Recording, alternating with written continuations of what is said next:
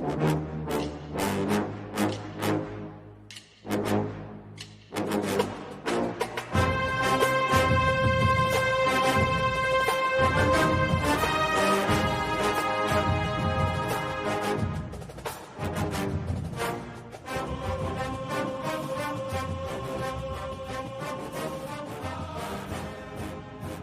morning, Bucknutters. Welcome to the Bucknuts Morning 5 here on Wednesday, October 20th, 2021. I am Dave Biddle. I am joined by Matt Baxendell. Bax, a lot to get into today. Let's start with, there's a lot of good news to get into. Let's start with some good news. Haskell Garrett and Cam Brown expected back for the Indiana game this week per Ryan Day. They were hurt a couple weeks ago against Maryland. Off week did them well. No surprise with Cam Brown. That looked like maybe a concussion to me, so giving him a week off, that makes sense that he's back. I was a little concerned about Haskell Garrett, so really good news that the Buckeyes are expected to get Cam Brown and Haskell Garrett back. Yeah, Garrett's been the senior defensive lineman that everybody's been praising this year. He's the leader of that group. Getting him back for what should be a pretty interesting stretch run is pretty critical in my opinion. So that's a really nice thing for the Buckeyes to get back. Kind of like you, I figured Cam Brown would be back sooner than later. Getting Garrett back, though, starting with the Indiana game is a great sign, especially with Penn State looming a week out here as well. So, you always talk about football season, about how, the bye week usually helps everybody get a little healthy. And this year, a lot of us were like, man, we just keep playing. But at this point, this is kind of the upside of getting that week off. And having Haskell Garrett back will be a very big deal for the Buckeyes down the stretch. Yeah, I actually like the depth at D tackle. I mean, who knew Tyleik Williams was going to be doing what he's doing? But he's more of a one tackle, though. He's athletic to play the three tech. But yeah, getting Haskell Garrett back is huge, not just for the Indiana game, but like you mentioned, for Penn State and for the rest of the season. Let's hope his looks like an ankle injury that he has been dealing with. Looked like he re-injured it against Maryland, so hopefully that's not something that's going to linger all year. But the truth of the matter is, it's probably something that's going to linger all year. Let's just hope he's able to play strong and play through it. Speaking of good news on the recruiting front, good news, Kenyatta Jackson, as expected, as we talked about on yesterday's show, picked Ohio State yesterday. Top 80 overall player in the country, backs, the number 7 edge rusher in the country. He's so good he vaulted Ohio State from 8th to 5th in the team ranking, just from his commitment alone. But more importantly, Ohio State is now less than 100th of a percentage point behind Alabama for the best class in the nation in terms of highest average player ranking. Ohio State has an average player ranking of 94.15. Alabama has an average player ranking of 94.24. Bax, your thoughts on Kenyatta Jackson committing to the Buckeyes, your thoughts on this 2022 class overall for Ohio State? Well, this is a Larry Johnson pull if there ever was one. Jackson talked extensively about how, Larry Johnson has repeatedly developed high-level players. This is the value of the Bosa brothers. This is the value of Chase Young. It's the value of developing those edge rushers. Jackson, I think, was pretty effusive in his point and his praise of that. This is a Larry Johnson development choice, and that's a great thing for OSU. He's a highly rated player. He's a guy we've been talking about for 6 months now as potentially being a Buckeye. You beat out some big Southern schools for him, so that's always a big thing too. This is a great win for OSU. And like you said, it puts them right there with Alabama for the highest average player rating in the entire class. And for those who aren't familiar with what we're talking about, that means the schools that are stacking up 3 stars and have 25 commitments already for next year, that maybe on sheer numbers might have a higher rated class, aren't going to be ahead of Ohio State, who always does this. They always are not the highest numbers. They're not like the SEC schools and trying to sign as many kids as they can and process them through. Ohio State signs a smaller number by a little bit, not as bad as it used to be back in the major over-signing days when Arkansas is bringing in 36 kids a year. But Ohio State will have a smaller number, but their rating is always higher. It means they're getting more quality. And there's been many years where Ohio State is the ratings champ on the average player rating. And that's a good thing because it means you're not bringing in players that are less likely to contribute. And while we all know recruiting, the higher your rating, just the better chance you have of being a contributor. It's never a guarantee in recruiting. This is a big time thing for OSU. The class of 2022 continues to shape up to the Ohio State standard, which is pretty straightforward. Your worst classes at OSU are somewhere between 5 and 7. Your worst classes at OSU are still loaded with players that most other schools in the country would fall all over themselves to get. The worst class at OSU in the last probably 10 years that isn't a transition class like the one when Day took over for Urban Meyer, or vice versa, whenever Urban was taking over for the transition year, even though that class turned out to be really good too. The worst classes at OSU are better than most of the Big Ten's best classes. So the recruiting machine at Ohio State just continues to keep humming under Ryan Day, and I don't see that stopping anytime soon. All right, we're bouncing around a lot today here on the show, but that's what we do here on the Bucknuts Morning Fan. We bounce around a lot, hit the hot topics, and move it along. I want to get into Ohio State's 2021 linebackers, this year's linebacking core. It's an interesting group. They seem to be trending in the right direction. However, they only have 6 healthy scholarship linebackers on this roster backs, and only 4 of them are actually playing. I mean, Palaie Gaoteote, I guess, is playing a little bit. Reed Carrico's playing a little bit. Palaie is obviously the transfer from USC. Reed Carrico, true freshman from Ironton. What do you make of this group overall? Well, I like the guys on the field a lot. They've continued to improve since the start of the season. I remember this was my biggest concern coming into the year, and seeing Cody Simon play at a high level has been really great. Taraja Mitchell is more than serviceable. He's made some nice plays this year.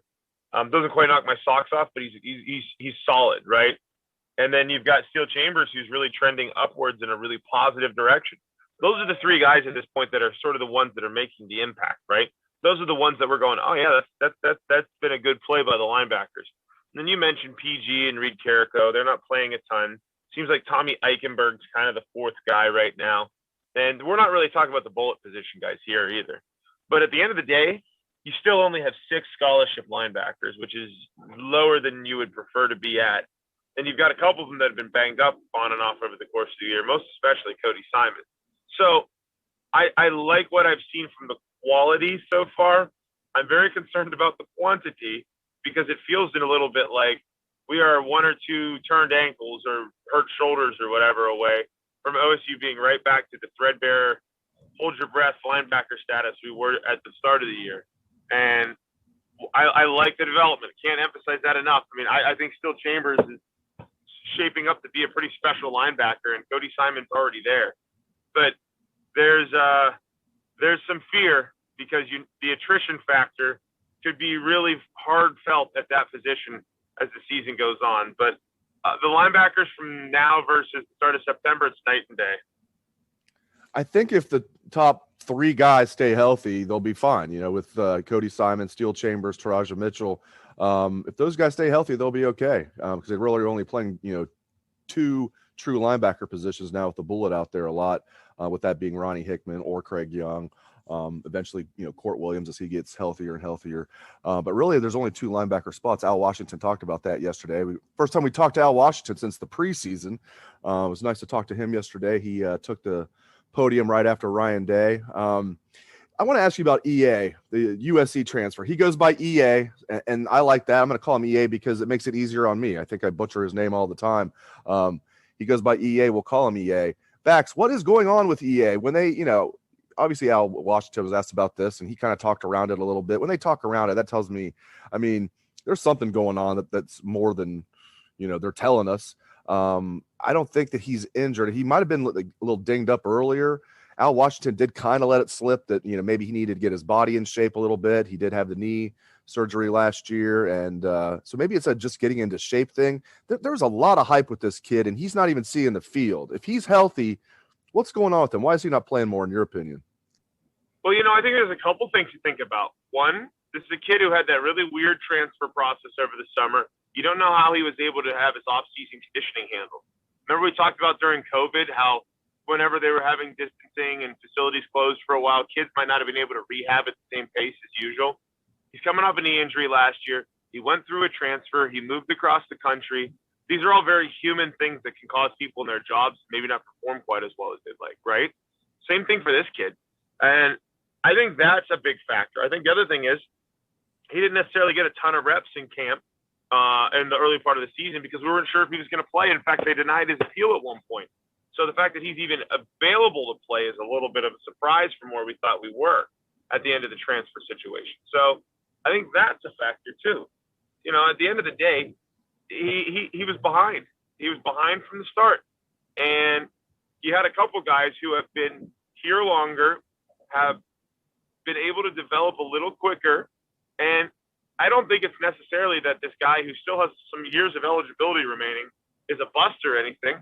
I just think it's a hard transition for him to make at a time where, he wasn't probably at his healthiest and he underwent a lot of big changes in life. So I'm not writing him off by any means yet, by any means. But I do think he's going to spend the rest of the year as a depth option or a first option due to the fact that we've got some guys here performing and due to the fact that he's behind.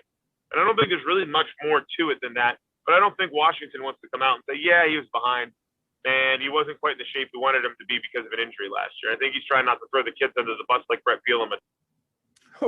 Good point with Brett Bielema. For those that have no idea what we're talking about there, get on YouTube, just, type in Brett Bielema rips his players, or just get on Bucknuts. We have a thread about it, I believe. We have a thread on everything. The front row message board is vibrant. If you're listening to this show and you don't get on the front row message board, get on the front row message board. It is by far the most vibrant Ohio State message board. I mean, by far. It's just crazy. I mean, hot topics will drop off the front page to the second page within a day. It's hard even keeping up on it. So if there's anything going on in Ohio State football or maybe the world in general, you can find it on the front row message board. All right, a couple more topics to get into here, Bax, and we'll get you out of here, let you go do your real job, which is being an engineer. All right, your thoughts on this matchup with Indiana. I've talked about it a lot this week. Their offense is terrible. It wasn't even good when they had Penix. Without Penix, it was good last year with Penix. Something to look different with Penix earlier this year. He's going to be out for a while. He might be out for the rest of the year. They're not saying that, but they let it slip on the broadcast last week that it was a catastrophic injury, and I don't think the broadcasters were making that up. They're probably hearing that from Indiana's coaches who are not telling the media anything, but sounds like it's Jack Tuttle for the rest of the year. They're going to take the red shirt off of a true freshman. So their offense is a mess, but their defense is good. They're fast. They've got some true middle linebackers like McFadden that'll hit you. They've got some defensive backs that I think are really good. Their safeties will hit you. They're a good defense. The results haven't been there for them, but they've played a really tough schedule. I'm really curious to get your take on this matchup with Indiana, Bax. Yeah, Indiana's been a team that's played Ohio State tough the last couple of years, right? So there's a little bit of a built-in respect from an OSU perspective for Indiana, especially with last year with them, playing within a touchdown. It seems like every couple of years Indiana shows up and has a surprisingly tight game with OSU. The reality, though, is you touched on it. I don't know that their offense is anywhere near as threatening as it was last year whenever they were, scoring 35 points on OSU. I think it was 42-35. Michael Penix last year was a totally different player than we've seen this year. Even before his injury that you referenced, the reality is he wasn't playing anywhere near as good as I think we all thought he was. And then if you look at some of their other big guys, how many yards did Ty Freifogel have against OSU last year? And he has not had the same kind of season. The reality is that Indiana's defense is solid. Indiana's defense is pretty good, and their offense continues to struggle.